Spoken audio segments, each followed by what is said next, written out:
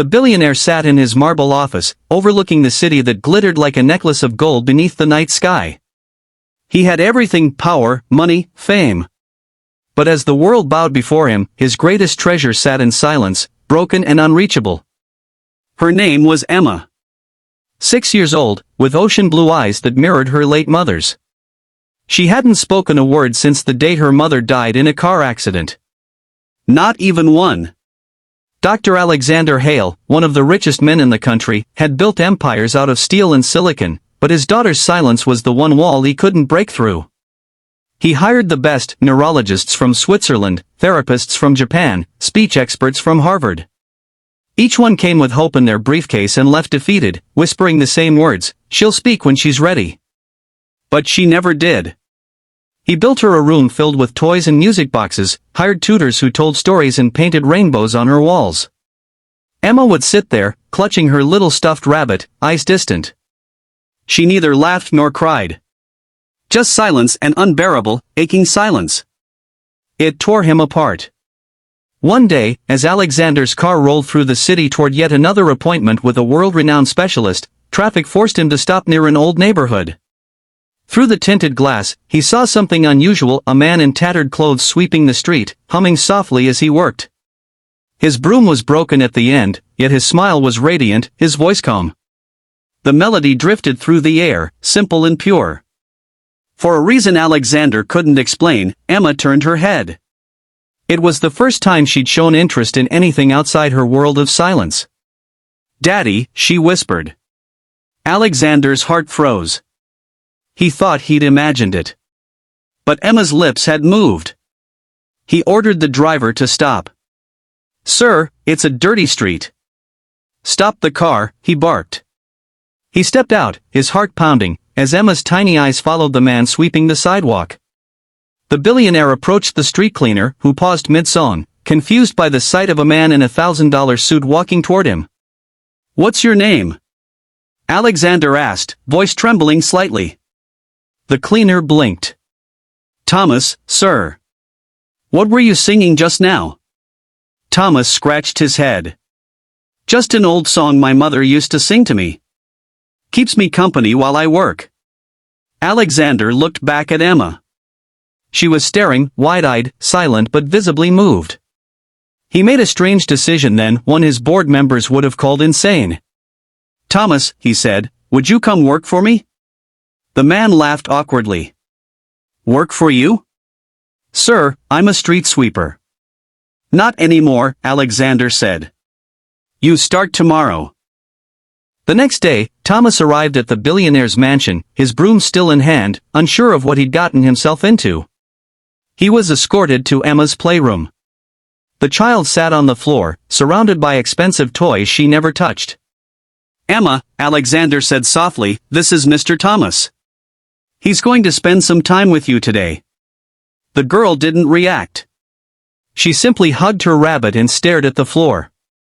Thomas didn't know anything about therapy or psychology. He wasn't educated. But he did what he always did: he began humming that same tune. At first, Emma didn't move. Then, slowly, her eyes lifted. She watched him sweep imaginary dust off the marble floor, humming as if the room were his little stage. He didn't try to talk to her. He didn't ask her questions. He just kept humming, smiling, lost in his own rhythm. When he looked up, he caught her watching him intently. He smiled wider. "You like music, little one?" he asked gently. Emma's fingers tightened on her rabbit. She didn't reply, but she didn't look away either. That was progress. For the first time in years, Alexander saw a spark in his daughter's eyes. Days turned into weeks. Thomas became a daily visitor in the mansion. The staff thought it was madness, a billionaire keeping a street cleaner around his daughter, but Alexander didn't care. He watched as something miraculous began to unfold. Thomas brought laughter into Emma's world. Not through toys or expensive gadgets, but through simple things: songs, stories, funny faces, and little paper flowers made from napkins. He'd pretend the broom was a horse, galloping around her room until Emma giggled, a sound so pure and sudden that Alexander, watching from the doorway, nearly cried. Every day, she smiled a little more. Every day, she drew closer to speaking. But one evening, when Thomas arrived, Emma was sitting by the window, her eyes red from tears. Her rabbit lay on the floor, torn. Thomas sat beside her. "Rough day, huh?" She didn't look at him. "You know, when I was little, I lost something important too. My mama's locket. I cried for days. But she told me, Tommy, sometimes broken things are just waiting to be mended with love." He reached into his pocket and pulled out a piece of twine. Carefully, he tied the rabbit's head back together. "See? Good as new." Emma's lip quivered. Then she whispered, barely audible, "Thank you." Thomas froze. Alexander, who had been watching unseen, covered his mouth with his hand. Tears welled in his eyes. She had spoken. Not a whisper of trauma or fear, just gratitude. From that day on, Emma talked more. Hesitant at first, then stronger. Her words came like sunlight breaking through clouds. She told Thomas stories about her toys, her dreams, her mother. She sang along to his silly songs. And one morning, as they sat in the garden surrounded by blooming roses, Emma turned to her father and said, "Daddy, are you happy now?" Alexander fell to his knees, hugging her tightly, his voice cracking. "More than ever, sweetheart. More than ever." Thomas watched quietly from a distance, smiling. Weeks later, Alexander invited Thomas to his office. "You've done what 100 doctors couldn't," Alexander said, voice full of emotion. "Tell me, how can I ever repay you?" Thomas shook his head. "You don't owe me anything, sir. I just sang a song." "No," Alexander said firmly. "You gave me back my daughter." He offered Thomas a position in the company, a generous salary, and a new home.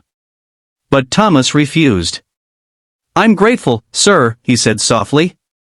"But I belong where I started. There are other streets that need cleaning and maybe other hearts that need a song."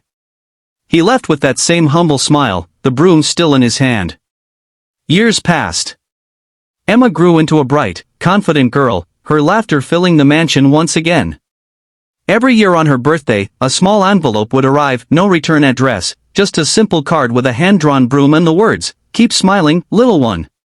When Emma turned 16, she asked her father, "Can we find him, Daddy? I want to thank him properly." Alexander smiled sadly. "We'll try, sweetheart." But they never did. Thomas had vanished into the world, leaving only the echo of his song behind. Still, sometimes, when the night was quiet and the city lights flickered beyond the window, Emma would hum that old melody, the one that healed her heart and gave her voice back.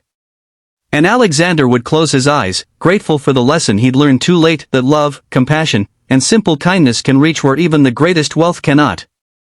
Because sometimes, miracles don't wear white coats. Sometimes, they carry brooms. And they sing.